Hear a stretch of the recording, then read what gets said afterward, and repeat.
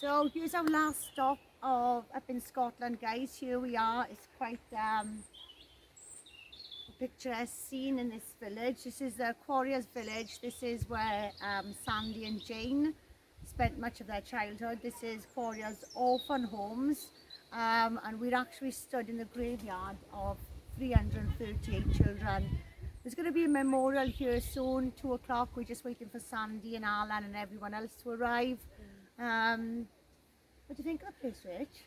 Oh, like when you come here, it doesn't feel as do you know when you go to somewhere where horrific things have happened, you pick up a bad vibe. But all I kept thinking when we were on the way in was, oh, imagine being a kid and rushed here, and then your whole life is turned upside down, and you're going from the frying pan to the fire. Now, going through the village, you just wouldn't expect that to be your life. It feels really peaceful, and looking at the graves here now, all these children were in an unmarked grave, and Sandy and his partner Jane had fought tirelessly and campaigned to give these children a name. So just look how many there is. 338. And what we are doing here today, we are, as part of this memorial, Sandy and Jane want people to take guardianship, or stand by one of the graves and take guardianship for one of the children for the part of this ceremony. So we're hoping that a good few people will arrive. So a lot of children will have somebody stood with them. We'll stand by a few, Rachel, you know? I'll lay down in front of them if I have to. Yeah, so this is pretty much what we're doing here today now. It's a special moment for Sandy as well. He's 70 next week. He managed to achieve his goal of uniting the 4 countries of the United Kingdom yesterday in his event. He was blown away by that. He had his party then later on, and today he's finishing up now with a beautiful memorial service for the 338 children, his peers, his friends, the children he grew up with, he went to school with. They're coming back to pay their respects, and you just have to take a look around the place. Yeah. We've taken some photos.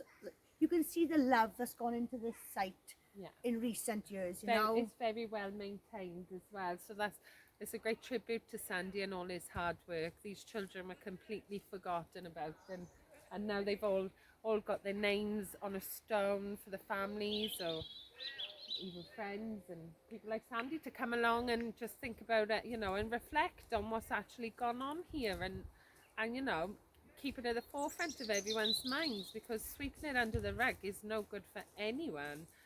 And just look, some of the graves have actually got 3 names on them, mostly 2, but yeah, a few with 3. So when you look at that sea of granite, you know, that's a lot of lost souls, which Sandy's given a name and a place in the world. So yeah. And what we need to remember is, so we've got Sandy, we've got Alan, we've got Brian.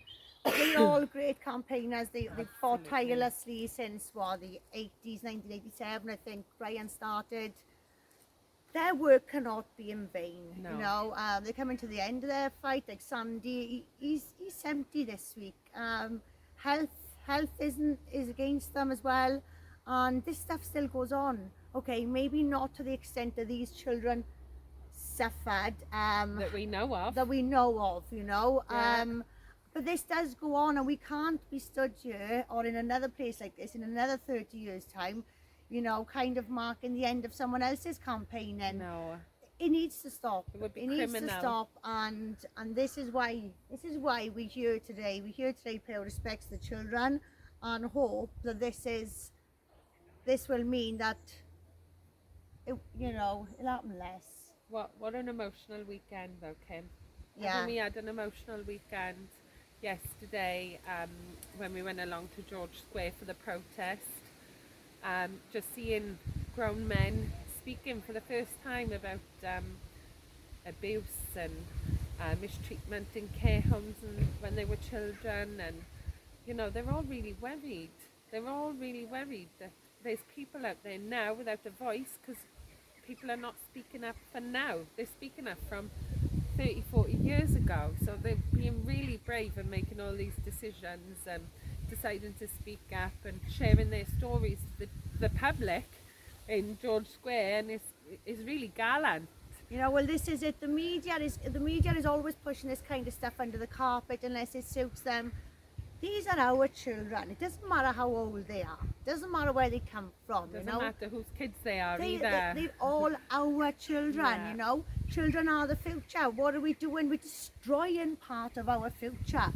We walk past these children in the streets. You know, and we buy these children a pasty on the run up to Christmas for a selfie on Facebook. These children are trapped. You walk past these kind of children every single day and you just don't realise it. You probably look down on them. I know I've been judgmental in my life, you know, in my late teens or whatever, but I've learned from that. I've educated myself, I've got knowledgeable, and I'm standing up and saying, and this is not happening anymore. Same Not as right. Rachel, same as the entire group, you know. Yeah, it's not right. It has to stop, guys. This is not a thing of the past, okay? This is not a thing that children choose. Yeah, exactly. They don't choose this. No. You know, they don't choose it at all. This is not a thing of the past. This actual event is the past, but this is not a thing of the past. Today needs to mark the beginning of the end. The beginning of the end of the fight against child abuse, because things need to change. The Blair brothers have changed 127 laws that have not been implemented.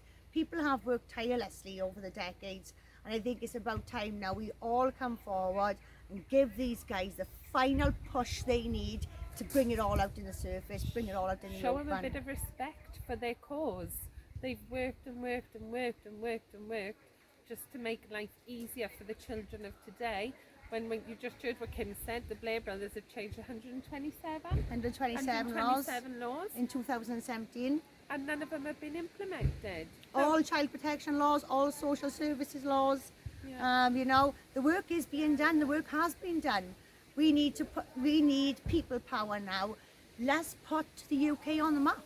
Yeah. Let's make the UK the safest place in the world for kids. Yeah. You know, let's be proud of that. Absolutely, yeah, definitely. And I mean, what's the point in changing the law if they're not going to implement it? Where's the angry mobs? Where are you? Where are you with your pitchforks? What are you know? you doing? Yeah.